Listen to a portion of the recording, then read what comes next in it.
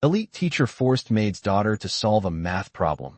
Unaware, she is a mathematical genius. Hello everyone. Before we begin today's story, I have a small favor to ask. Please hit subscribe and turn on the notification bell so you never miss our channel's new videos. It's quick, free, and the best way to support us in bringing you more dramatic stories. Your support means the world to us. Where are you watching from? Drop your city or country in the comments below. Thank you very much. Now, let's dive into today's story. In a grand, prestigious school in the heart of the city, where the wealthiest and most powerful families sent their children to receive the best education money could buy, there was a hidden gem that no one knew about. Among the students, in the back corner of the classroom, sat a girl who looked out of place. Her name was Maria, the daughter of a maid who worked in the school's luxurious administration building. She wore a simple dress, her hair tied back in a modest ponytail, a stark contrast to the polished, expensive uniforms of her classmates. Maria's world was quiet, humble, and filled with the echoes of cleaning supplies and the smell of old books in the school's hallways. She was invisible, a shadow in the background of the world around her, unnoticed by the students and teachers who filled the classrooms. But that day, everything was about to change. The math class was like any other, with the teacher, Mr. Harris, standing at the front of the room, explaining complex equations to the students who hung on every word.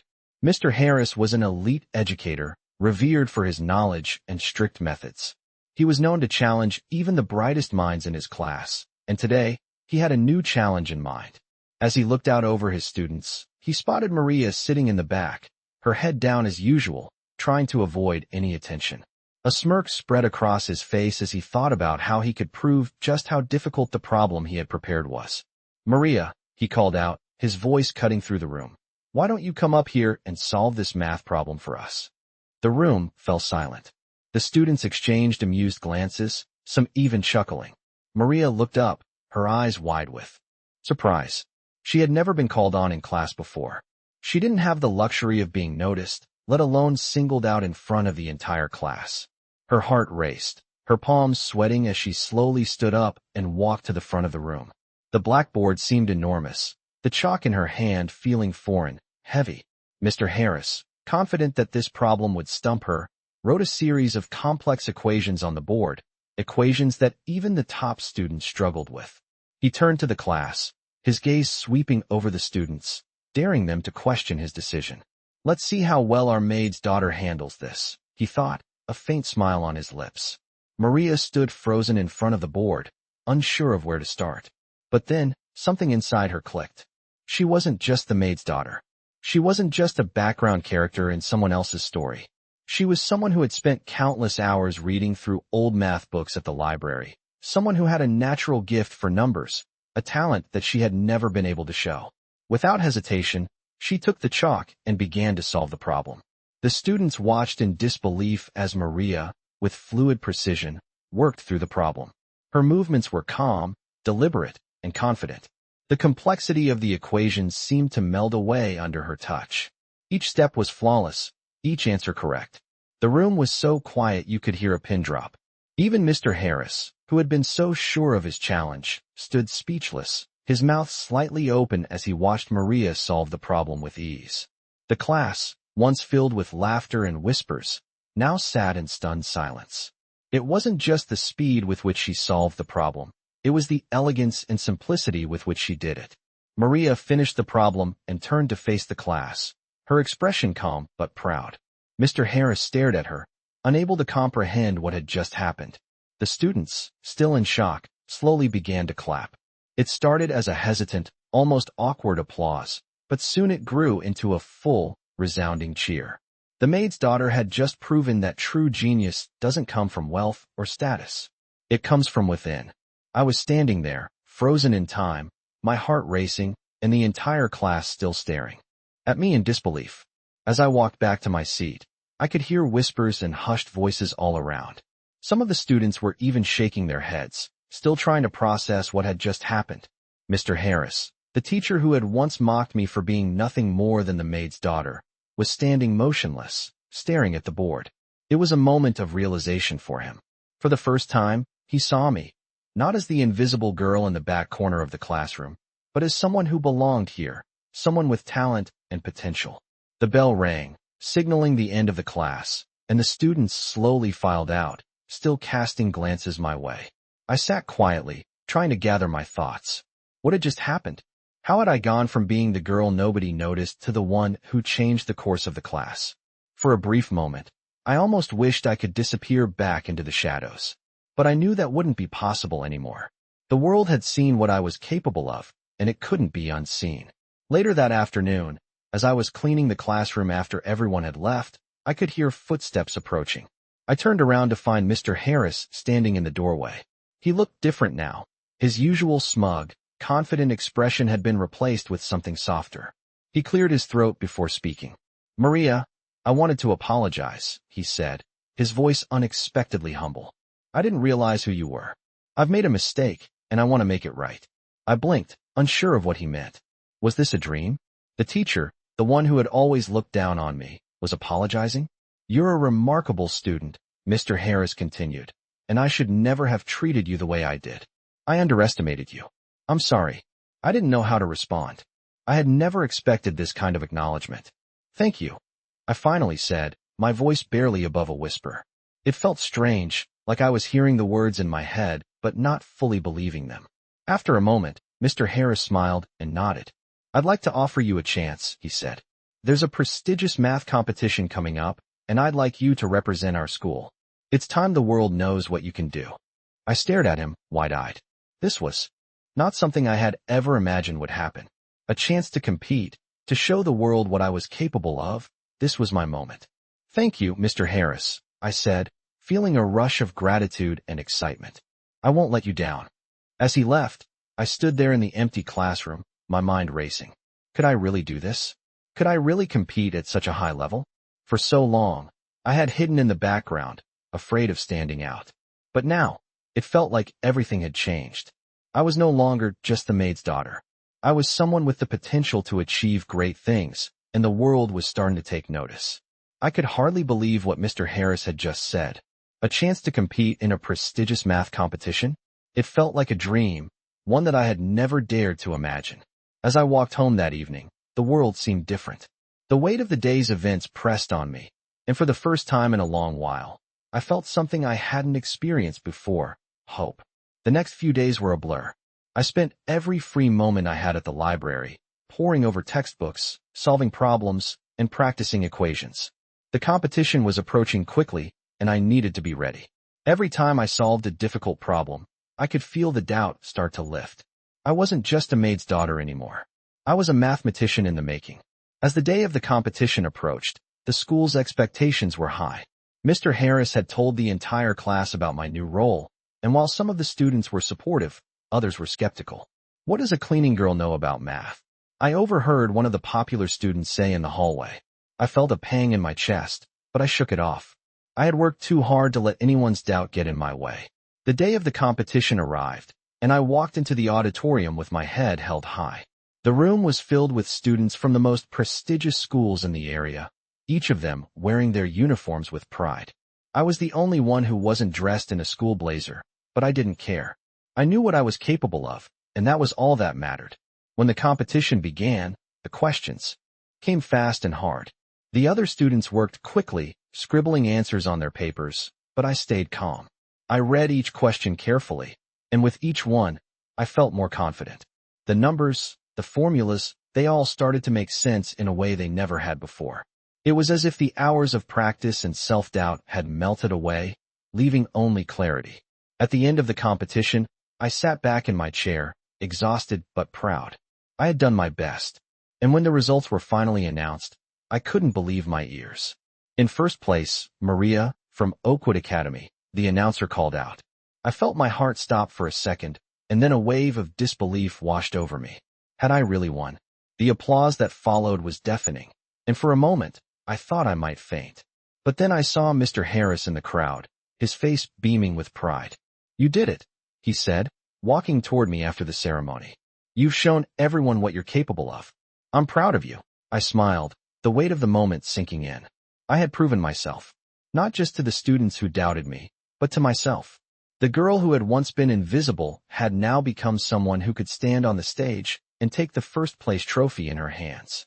As I walked out of the auditorium, the applause still echoing in my ears, I knew this was just the beginning. My future was no longer defined by where I came from, but by who I had become. I couldn't believe the whirlwind my life had become. Just a few weeks ago, I was invisible in the classroom, the maid's daughter who no one noticed. Now, I was holding a trophy in front of a crowd of people who had never believed I could do it. First place. The reality of what I had accomplished still hadn't fully hit me. After the competition, the school's attention shifted. Mr. Harris began to take me under his wing, mentoring me in ways I had never imagined. He encouraged me to apply for scholarships, to aim higher, to see the potential in myself that had been hidden for so long. I spent late nights in the library, going through textbooks and preparing for the next steps. But with each new opportunity came new challenges. It wasn't just the pressure of maintaining my place at the top anymore. It was the way people looked at me now. The whispers in the hallways, the sidelong glances, the way some of the students treated me differently. Some of them were kind, offering congratulations, while others were cold, their words laced with thinly veiled jealousy. She doesn't belong here. I overheard one student say. It's just a fluke.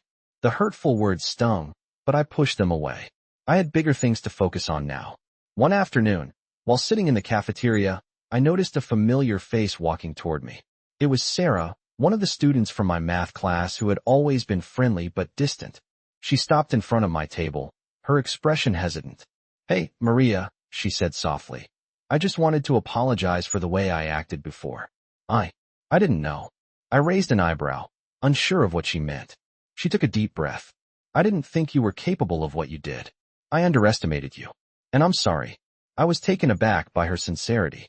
It was rare to hear such an honest apology from someone who had once been so dismissive. I smiled, a little awkwardly, but grateful. "Thank you, Sarah. It means a lot."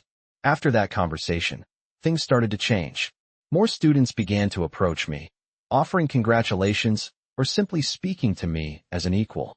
It was as if the entire school was starting to realize that I wasn't just the maid's daughter. I was Maria, the girl who had proven herself in a way that no one had expected. But there was still one more hurdle left to clear. My family. I knew that winning the competition had been a huge step, but I had yet to tell my mother about the scholarship offers and the opportunities that were starting to pour in. She had always been so focused on just making ends meet, working tirelessly at the school to support us.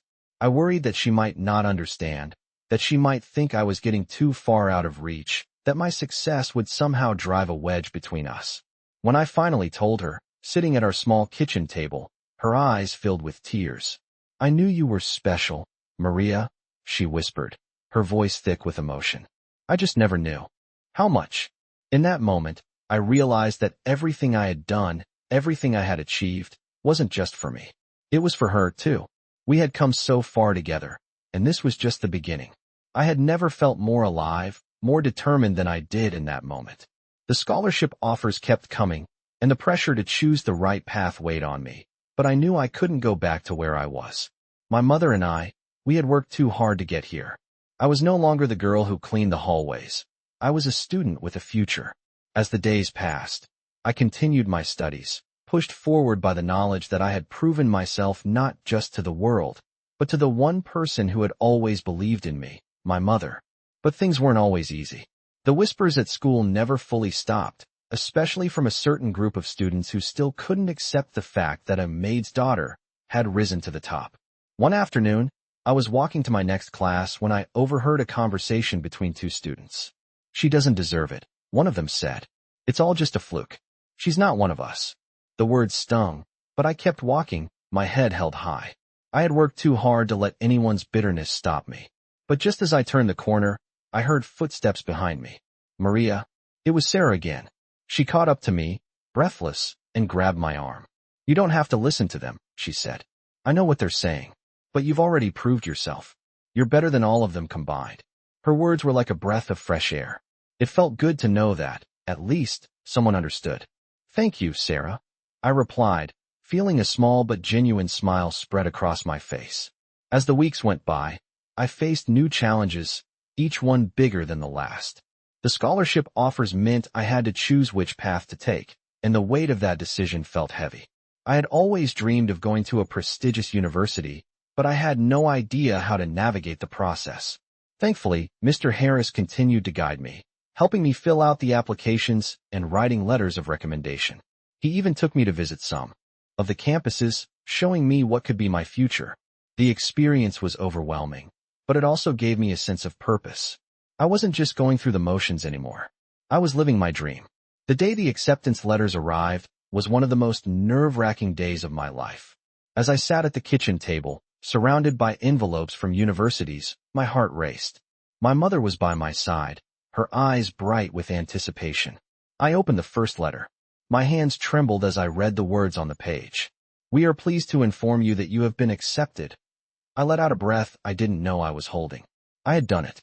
I was going to college. But as the news sank in, a new feeling replaced the excitement. It was fear. Fear of what would come next, of leaving everything I knew behind. But I knew that this was the beginning of something bigger than myself, something my mother and I had dreamed of for years. As I looked at her, tears filling her eyes, I realized that no matter what came next, we had already won. We had made it. I had always dreamed of leaving the small world I had known, a world defined by quiet corners and whispered conversations. But now, as I stood at the threshold of this new chapter, I realized that leaving was not the hardest part.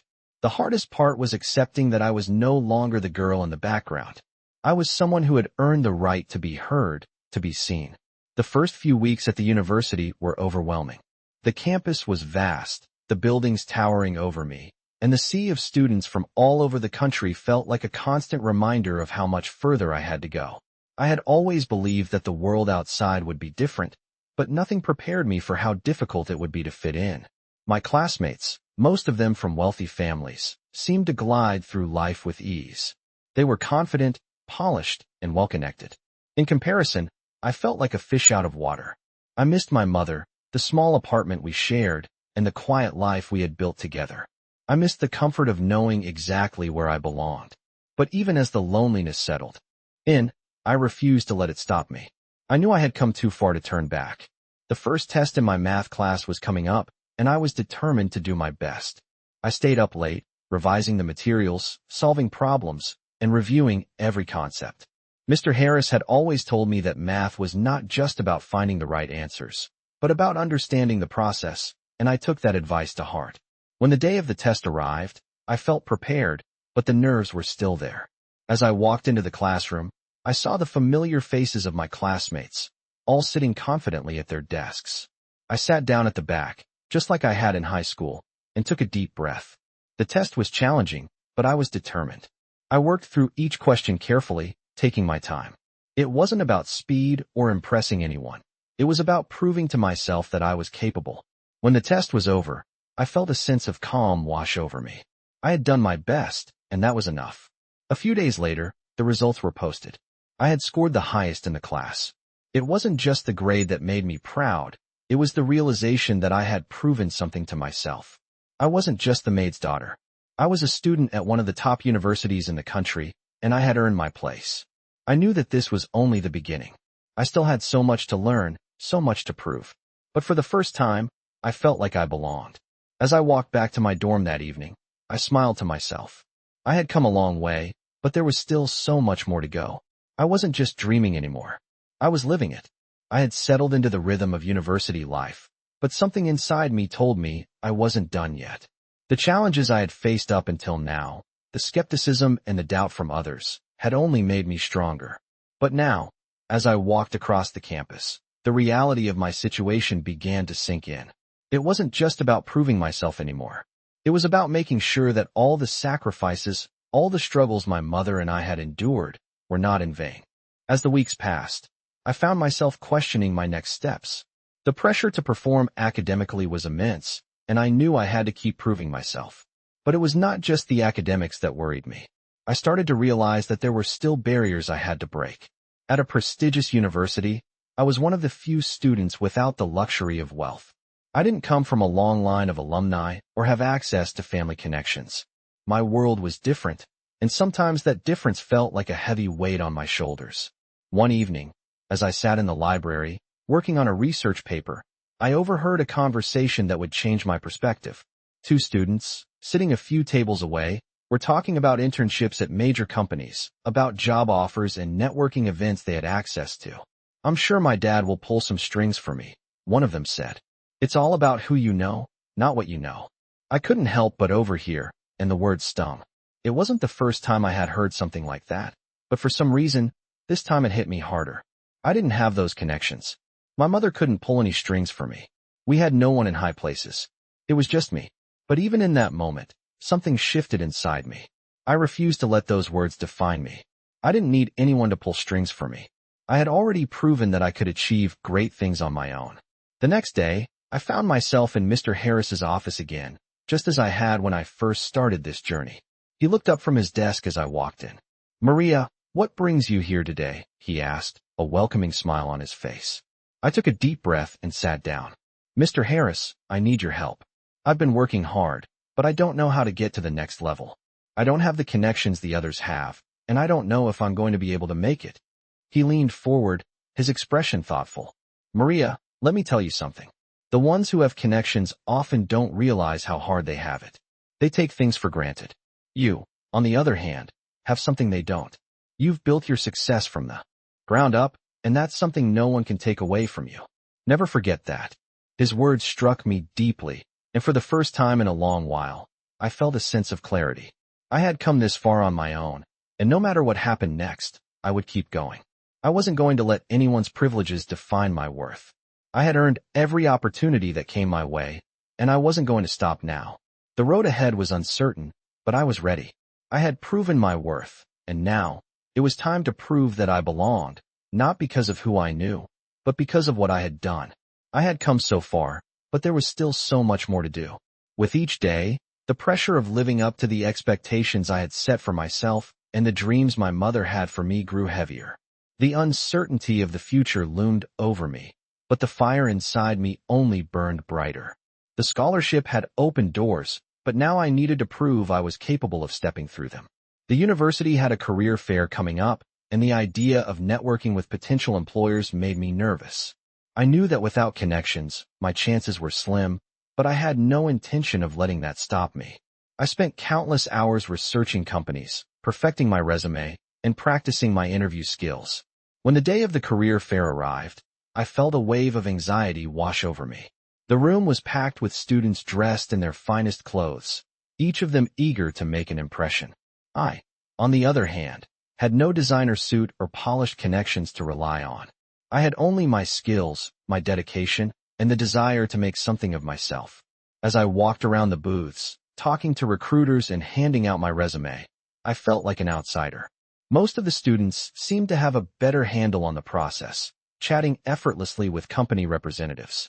I forced myself to stay calm, reminding myself that I had earned my place here.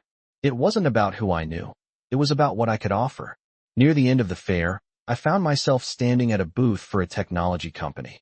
The recruiter, a woman in her 30s with a professional demeanor, looked at my resume and then at me. "So, Maria," she began, "tell me why you're interested in our company." For a brief moment, I felt my confidence falter. My mind raced. What could I possibly say that would make me stand out? Then, I remembered what Mr. Harris had told me. Never underestimate the power of honesty. "I'm interested because I believe in working hard to build something meaningful," I said, my voice steady despite my nerves. "I've always believed that talent can overcome any obstacle, and I'm ready to prove that with your company." The recruiter smiled. "That's exactly the kind of mindset we look for." I'm impressed. In that moment, I felt a weight lift from my shoulders. I had done it. I had made an impression, not by relying on my connections or my background, but by being true to who I was. A few weeks later, I received an email from the company inviting me for a second interview. I couldn't believe it. The opportunity one had worked so hard for was finally within reach. But it wasn't just the job offer that excited me. It was the realization that I could succeed, not because of where I came from, but because of who I had become. My journey was far from over, but I had proven that I was capable of forging my own path. I wasn't just the maid's daughter anymore. I was Maria, a force to be reckoned with, and nothing could take that away from me. As the days turned into weeks, and the weeks into months, I began to realize that my journey wasn't just about reaching the finish line. It was about the growth, the struggles, and the small victories that had shaped me into who I was today. I had started as the quiet maid's daughter, the girl who was invisible in the hallways, who never thought she had a chance. But now, I was someone who had fought for every opportunity, someone who had earned her place. I received the job offer from the technology company, and just as I had hoped, it felt like the culmination of all my hard work. The moment I signed the contract, I felt a wave of pride. This was it, the first step into a world I had only dreamed about. My mother was there with me when I got the news. She had always been my anchor, the person who believed in me even when I doubted myself. "You did it, Maria," she said, her voice filled with emotion. "You made it." And in that moment, I realized something important. This success wasn't just mine. It was ours. It was for her, for all the long nights she worked to keep us afloat, for all the sacrifices she made so I could have a better future. I owed this to her as much as I owed it to myself. The days ahead were filled with new challenges, but for the first time in my life, I felt ready. Ready to take on the world. The road had been long, and there were moments when I wanted to give up, when the weight of my dreams felt too heavy. But I had learned something valuable through it all, that strength doesn't come from wealth or privilege. It comes from within. It comes from believing in yourself, even when no one else does. And now, I had a future ahead of me, one that was built on hard work, resilience, and the belief that I was capable of more. As I looked back on everything that had brought me here, the quiet library nights, the late hours spent solving problems, the moments of self-doubt, I realized that I had already won. I was no longer just the maid's daughter. I was someone who had proven that with determination, anything was possible. The world had seen me, heard me, and now, I was ready to leave my mark on it. Discover an inspiring journey of determination and triumph in these millionaire stories, where an unlikely protagonist rises from humble beginnings to achieve extraordinary success. Follow the path of a young girl, the daughter of a maid, who defies all odds to excel academically and prove her worth in a world that initially underestimated her. This story unveils the power of hard work, resilience, and belief in oneself as she navigates through challenges that most would consider insurmountable. As you listen, you will witness her transformation from the quiet, unnoticed figure in the back of the class to the confident, accomplished individual who shatters stereotypes and surpasses expectations. These millionaire stories offer a powerful message about the strength of the human spirit and the unwavering belief that anyone can achieve greatness, regardless of their background. In this gripping narrative, the protagonist's journey shows how personal growth, overcoming obstacles, and seizing opportunities can change the course of one's life forever. With each turn in this compelling tale, you'll see how dreams come true when determination leads the way. If you've ever wondered how millionaire stories unfold, this inspiring account offers a glimpse into the relentless pursuit of success, proving that no matter where you start, with the right mindset, you can achieve anything. Don't miss out on this incredible story of how one girl defies the odds and proves that her potential was always worth believing in. This is one of the many millionaire stories that remind us of the power of ambition, hard work, and perseverance in shaping our destinies.